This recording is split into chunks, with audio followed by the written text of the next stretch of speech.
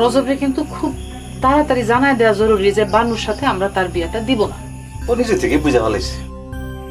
যতই বুঝো তারে আরো শক্ত করে বুঝাইতে হবে যে এর আগেও তুই দুবাই যাবার কথা বইলা যাস নাই, মিছা কথা বলছস আমার করে। তোর মিছা কথার লাগেই বানুরে আমরা তোর লগে বিয়া দিব না। এইভাবে না বললে সে কিন্তু বানুর কিছু ছাড়বে না। মিলন হবে কতদিনে আমার মনে।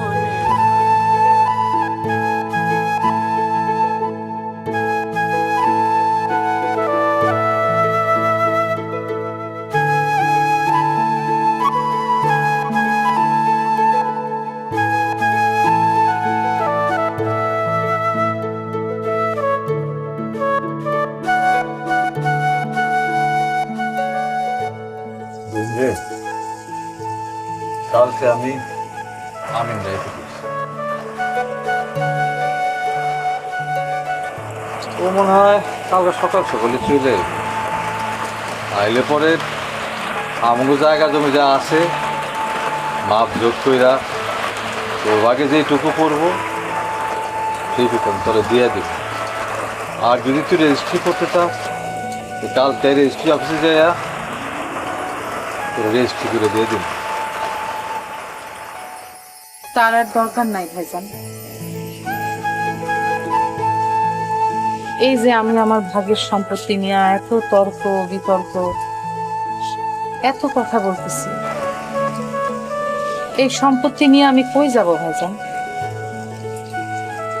ওই বাড়িতে তো আমার আর কেউ নাই, কার কাছে যাব? তার চেয়ে বরং আমারে তোমার কাছে রাইখা দাও ভাইজান।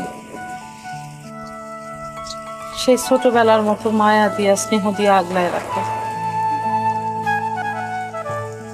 আমার জীবনে খুব অল্প বয়সে আমি মায়া হারাইছি।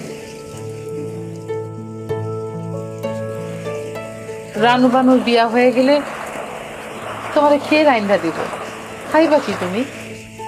তার চেয়ে বরং আমার ভাগের সম্পত্তি আমি চাই না। আমরা দুই ভাই বোন বাকিটা জীবন বাপের ভিটায় কাটাই দিই, আমি তোমারে দেখা রাখবো। তবে বাড়ির ভিতরের এই বিষাক্ত সাপগুলা কিন্তু রাখতে পারবা না, তাড়াতাড়ি বিদায় করো। তারা বিদায় না হইলে তুমি বানুর বিয়া দিতেই পারবা না। দেখো না কেমন করে বানুর বিয়ার ভাঙ্গানি দিতেছে। তাছাড়া যতবার বানুর জন্য কোনো প্রস্তাব আসবে দেখবা তারা ঢঙ্গির সাথে সেই পাত্রের বিয়া দেওয়ার জন্য বিয়া ভাঙ্গাই দেবে। কালকেই অগেই বাইর থেকে বাইর করে দিন। তোমার শ্বশুর বাড়ির সাথে সম্পর্কটা ঠিক করো ভাইজান। এখন তোমার বড় মেয়ে ওই বাড়ির বড় বউ হইতে যাইতেছে, তাদের লগে সম্পর্কটা ঠিক করা জরুরি না? হ্যাঁ, কালকে না, কালকে না, আমি পরশু দিনই মোবাইলে যাব। তার আগে এই বাড়ি থেকে পয়জন গুলারে বিদায় করো। আর এই পর্যন্ত বিদায় করবো কইলামই।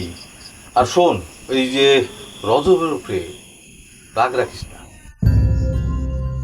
একটা কথা বোঝো না কেন ভাইজান? আমার তো রজবের উপরে কোনো ব্যক্তিগত রাগ নাই। সে এই দুষ্ট লোকগুলোর হয়ে কাজ করছে, সেই জন্যই আমি তার উপরে খেপছি দেখাই আমি এরকম আচরণ করছি। আসলে রজবে কিন্তু খুব তাড়াতাড়ি জানায় দেওয়া জরুরি যে বানুর সাথে আমরা তার বিয়েটা দিব না। ও নিজে থেকে বুঝে ফেলাইছে। যতই বুঝো তারে আরো শক্ত করে বুঝাইতে হবে যে এর আগেও তুই দুবাই যাবার কথা বইলা যাস নাই, মিছা কথা বলছস আমার করে। তোর মিছা কথার লাগেই বানুরে আমরা তোর লগে বিয়া দিব না। এইভাবে না বললে সে কিন্তু বানুর কিছু ছাড়বে না। বানু তো পরে বিয়া করতে চায় না। আমি যে পাত্র আনছি তার সাথে বানুর বিয়া হইলে রানুর চাইতে বেশি সুখে থাকবে। রানু তো নিজের পায়ে নিজেই কুড়াল মারছে। তুমি চাইলে এখনো রানুরে সরায় আনতে পারো।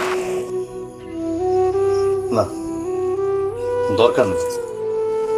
ওর কপাল নিয়ে গেছে, ভালো করছে না মন্দ করছে সময় লেগে বুঝতে পারবো। মানুষ যখন দেখবো তখন বুঝবো যে বাপ মা কখনো সন্তানের খারাপ চায় না। আর যারা বাপ মার কথা শুনে তার কপাল ভালোই হয়। এমন করে বইল না ভাইজান, ভবিষ্যতে কি আছে আমরা তো এখনো বলতে পারি না। এমনও তো হইতে পারে যে রানুর আবার ফিরে আসার ইচ্ছা জাগতে পারে। আচ্ছা থাক সব কথা, আমি এসব কিছু দেখবো, তুমি চিন্তা করো না। আচ্ছা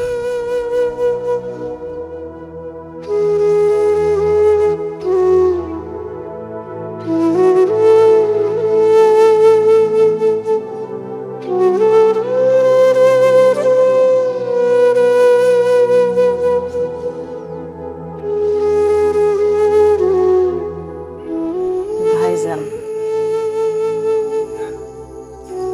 মায়ের উপরে কত রাগ দেখাইল, চটপাট করল, ঠিকই এখন মনটা নরম হয়ে গেছে। বাবা বাবারা হইতেছে নারকেলের মতো, উপরটা শক্ত আবরণ,